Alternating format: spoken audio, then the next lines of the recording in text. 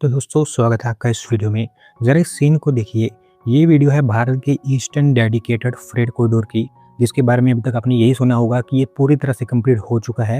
लेकिन दोस्तों मैं आपको बता दूं कि ऐसा बिल्कुल नहीं है, क्योंकि अब तक इस कॉरिडोर का एक स्पेसिफिक पार्ट ही कंप्लीट हो पाया है।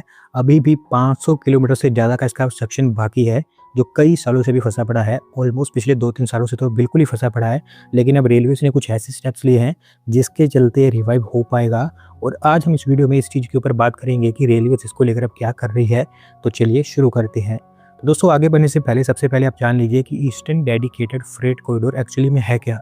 तो ये बेसिकली एक डेडिकेटेड रेल कॉरिडोर है भारत की फ्रेट ट्रेन्स के लिए। जैसे कि अभी आप जानते हैं कि फिलहाल पैसेंजर ट्रेन्स और फ्रेट ट्रेन सेम ही ट्रैक पर ऑपरेट करती हैं, लेकिन ये वाला कॉरिडोर स्पेसिफिकली फ्रेट ट्रेन्स के लिए होगा, क्योंकि सिर्फ फ्रेट ट्रेन ही यहाँ पर ऑपरेट करेंगी। और इसके चलते होगा ये कि हमारे जो एग्जिस्टिंग रेल ट्रैक्स है वो डीकंजेस्ट हो पाएंगे, क्योंकि उन पर फिर पैसेंजर ट्रेन को और तेजी से ऑपरेट किया जा सकेगा। और रेलवेज के ओरिजिनल प्लान के अकॉर्डिंग डिसाइड ये किया गया था कि इस डेडिकेटेड फ्रेट कॉरिडोर को पंजाब के लुधियाना से वेस्ट बंगाल के दानकुनी तक बनाया जाएगा। 1839 किलोमीटर के आसपास इसकी टोटल लेंथ होने वाली थी, और इन बिटवीन हरियाणा, उत्तर प्रदेश, बिहार और झारखंड इन स्टेट से पास होने वाला था। और मैं आपको बता दूं कि कई सालों से इसके ऊपर काम भी हो रहा था, और पिछले 1-2 सालों के अंदर अंदर इसका एक मेजर पोर्शन कंप्लीट भी हो चुका है। स्पेसिफिकली पंजाब के लुधियाना से बिहार के सोननगर तक का इसका पार्ट, जिसकी लेंथ अराउंड 1337 किलोमीटर की है, वो अभी पूरी तरह से कंप्लीट हो चुका है। और वहाँ पर डेली बेसिस पर hundreds of freight train operate हो रही हैं। लेकिन अभी भी बिहार के सोननगर से वेस्ट बंगाल के दानकुनी तक ऑलमोस्ट 500 किलोमीटर से ऊपर का सेक्शन भी बाकी है, और उसके ऊपर पिछले 2-3 सालों से कोई काम नहीं हुआ है, वो ऐसे ही फंसा पड़ा है। हालांकि आपको मैं बता दूं कि सेक्शन को लेकर पहले रेलवे ने अप्रोच चेंज कर दी थी। उनका प्लान ये था कि सेक्शन को अब वो पीपीपी मॉडल पर बनाएंगे, पर क्योंकि इसकी कॉस्ट काफ़ी हाई थी और एग्जीक्यूशन में काफ़ी इश्यूज थे, तो प्राइवेट प्लेयर्स ने यहाँ पर कोई रिस्पॉन्स दिया ही नहीं।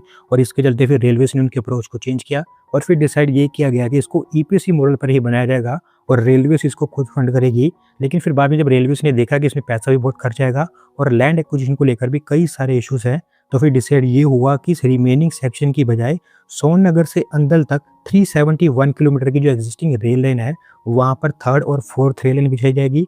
साथ ही साथ अंदल से शक्तिगढ़ तक 5th और 6th रेल लाइन बिछाई जाएगी 91 किलोमीटर की।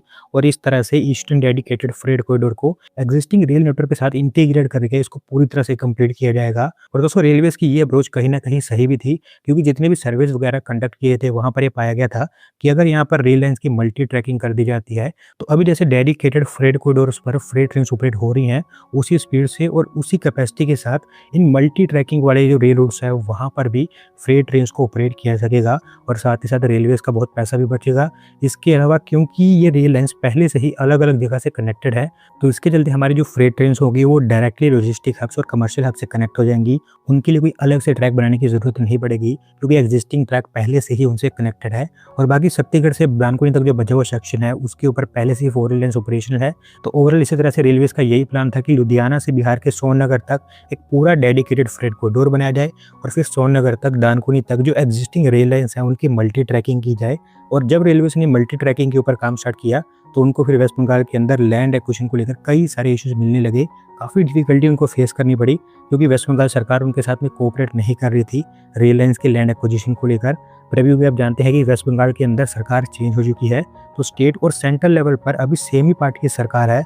तो उम्मीद आप ये कर सकते हैं कि अब आपको बेहतर कोऑपरेशन यहाँ पर देखने को मिलेगा दोनों सरकारों के बीच, और अच्छे ढंग से यहाँ पर काम आगे बढ़ पाएगा। और क्योंकि दोस्तों रेलवेज को भी ये पता है कि ये काम होने वाला है, तो जैसे यहाँ पर सरकार बदली है उन्होंने तुरंत 98,000 करोड़ रुपीज़ के रेल प्रोजेक्ट्स जो कि वेस्ट बंगाल के अंदर फंसे पड़े हैं काफ़ी लंबे समय से, उनको लेकर लैंड एक्विजिशन फास्ट बेसिस पर डाल दिया है। कुल मिलाकर दोस्तों इन रेल प्रोजेक्ट्स के लिए रेलवेज को 4662 हेक्टेयर्स ऑफ लैंड की ज़रूरत है, और पिछले 1 दशक से वो इसके ऊपर लैंड एक्वायर करने में लगे हुए हैं। लेकिन अभी तक 1273 हेक्टेयर्स यानी कि अराउंड 27% के आसपास ही लैंड को एक्वायर कर पाए हैं। और इसी में ही ये मल्टी ट्रैकिंग वाले रेल ट्रेस भी हैं, जो कि ईस्टर्न डेडिकेटेड फ्रेट कॉरिडोर का हिस्सा बनने वाले थे। लेकिन अब क्योंकि कंडीशंस वगैरह यहाँ पर बदल चुकी है, तो रेलवेज को उम्मीद है कि अब यहाँ पर लैंड उनको काफ़ी इजीली मिल पाएगी, और इसके चलते वो ईस्टर्न डेडिकेटेड फ्रेट कॉरिडोर का जो बचा हुआ सेक्शन है उसको भी अब तेज़ी से निपटा सकेंगे। बस अभी देखना ये है कि रेलवेज यहाँ पर किस इंटेंशन के साथ में काम करता है और कितनी तेज़ी से वो इस काम को कंप्लीट करते हैं। तो दोस्तों आज की वीडियो में बस इतना ही। अगर आज की वीडियो पसंद आई हो तो वीडियो को लाइक कर देना, चैनल को सब्सक्राइब कर लेना। धन्यवाद वीडियो को देखने के लिए।